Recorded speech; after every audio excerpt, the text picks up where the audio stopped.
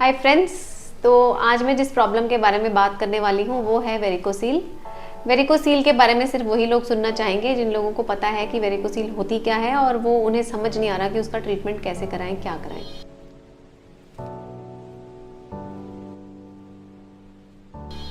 अब वेरिकोसील जो होती है वो मेल फैक्टर इनफर्टिलिटी से रिलेटेड होती है, इसलिए मेरा इंटरेस्ट है उसमें, क्योंकि मैं एक इनफर्टिलिटी और आईवीएफ स्पेशलिस्ट हूँ। अदरवाइज अगर अपन ऐसे देखें कि मेल्स को वेरिकोसील की वजह से क्या दिक्कत आती है, तो उसमें उनको लोकल एरिया में स्क्रॉटम में उनको सूजन आ जाती है। तो सिम्टोमेटिक वेरिकोसील जनरली बहुत कम पाए जाते हैं। अगर हम total number of varicocele cases देखें तो उसमें से मुश्किल से 15 से 20% पेशेंट्स को जो वेरिकोसील होती है वो सिम्टोमेटिक होती है। 80% पेशेंट को तो पता ही नहीं होता कि उनको वेरिकोसील है। उनको तब पता चलता है या तो सोनोग्राफी में पता चलता है या कोई डॉक्टर उनको लोकली एग्जामिन करता है तब पता चलता है। अब हम इस कंटेक्स्ट में बात करेंगे कि जो वेरिकोसील है वो फर्टिलिटी रिलेटेड हमें उसके लिए सर्जरी करानी चाहिए कि नहीं करानी चाहिए। ये बहुत ही डिबेटेड टॉपिक है कि वेरिकोसील सर्जरी करानी चाहिए कि नहीं करानी चाहिए।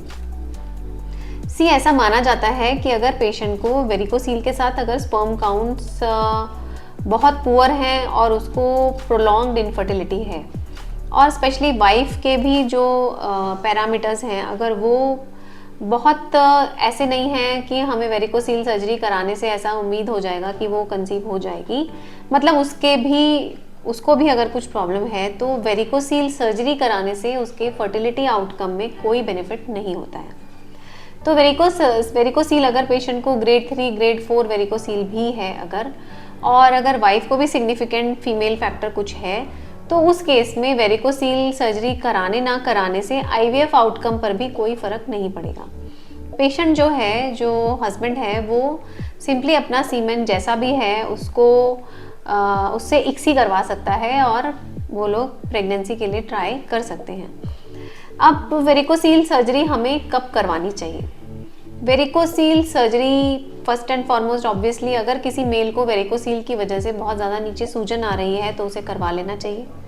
अगर हम फर्टिलिटी पॉइंट ऑफ व्यू से देखें तो वेरिकोसील अगर पेशेंट को ऐसी वेरिकोसील है जिसमें कि वाल्सल्वा मैनूवर करने पर नीचे सूजन आ जाती है तो इसी तरह की वेरिकोसील ऑपरेट होती हैं। ग्रेड 1 या ग्रेड 2 वेरिकोसील जो होती हैं, जो माइल्ड वेरिकोसील होती हैं, उनको ऑपरेट करने से पेशेंट को कोई फर्टिलिटी में फ़ायदा होगा ऐसा नहीं है।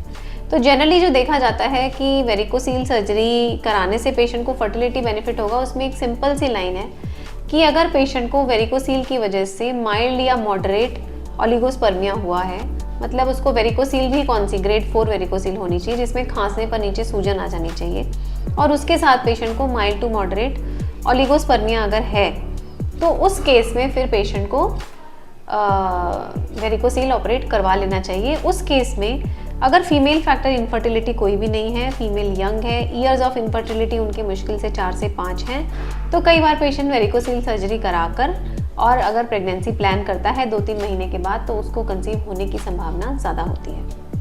अब अगर हमने देखा कि पेशेंट को वेरिकोसील है पर लेकिन उसको टेस्टिकुलर फेलियर भी हो गया है, उसके स्पर्म काउंट नील आ रहे हैं, तो हम ये सोचेंगे कि वेरिकोसील सर्जरी कराने से उसको स्पर्म्स मिल जाएंगे, तो ऐसा पॉसिबल नहीं है। ये सोचेंगे हम वेरिकोसील ऑपरेट करा लेते हैं और उससे स्पर्म्स जो बिल्कुल अभी नील आ रहे हैं वो बनने शुरू हो जाएंगे, तो ऐसा पॉसिबल नहीं है। तो इसलिए जो पेशेंट्स जिनका FSH और LH वैल्यू हाई है, ज़्यादा है, जिससे कि ये सजेस्ट होता है कि पेशेंट को प्राइमरी टेस्टिकुलर फेलियर है और उसकी टेस्टिस खराब हो चुकी हैं, उस केस में पेशेंट अगर वेरिकोसील सर्जरी कराएगा तो भी उसे कोई फर्टिलिटी एडवांटेज नहीं होगा, उसको वो कराने से बच्चा लगने वाला है ऐसा संभव नहीं है। तो इन केसेस में वेरिकोसील सर्जरी कराने की सलाह बच्चा पैदा करने के लिए नहीं दी जाती। दूसरा फैक्टर ये होता है कि मेल की एज बहुत ज़्यादा हो गई है, 40+ है, वेरिकोसील है, स्पर्म काउंट कम है, फीमेल की एज भी 38-39 है और उनको ट्राई करते हुए बहुत साल हो गए हैं और उनको प्रेगनेंसी नहीं हो रही है, तो उस केस में भी उनके लिए वेरिकोसील सर्जरी का कोई फ़ायदा नहीं है। वो डायरेक्टली इक्सी करवा सकते हैं। डायरेक्टली इनफर्टिलिटी ट्रीटमेंट में उनके लिए इक्सी बेस्ट है। वेरिकोसील सर्जरी करने से उनको फर्टिलिटी में या बच्चा पैदा होने से कोई फ़ायदा नहीं होगा। ऐसा भी माना जाता है कि वेरिकोसील सर्जरी कराने से टेम्परेचर कम हो जाएगा, टेम्परेचर कम होने से शुक्राणु की जो क्वालिटी है वो बेहतर आ जाएगी, तो उससे आईवीएफ आउटकम्स पे फ़र्क पड़ेगा, आईवीएफ के रिजल्ट ज़्यादा आएंगे। तो ऐसा नहीं देखा गया है कि वेरिकोसील सर्जरी कराने के बाद शुक्राणु की क्वालिटी सुधर जाती है और बच्चा लगने की संभावना बढ़ जाती है। तो आई होप मेरा ये वीडियो आपके लिए यूज़फुल है काफ़ी, ये समझने के लिए कि वेरिकोसील सर्जरी करवाएं कि ना करवाएं। Thank you.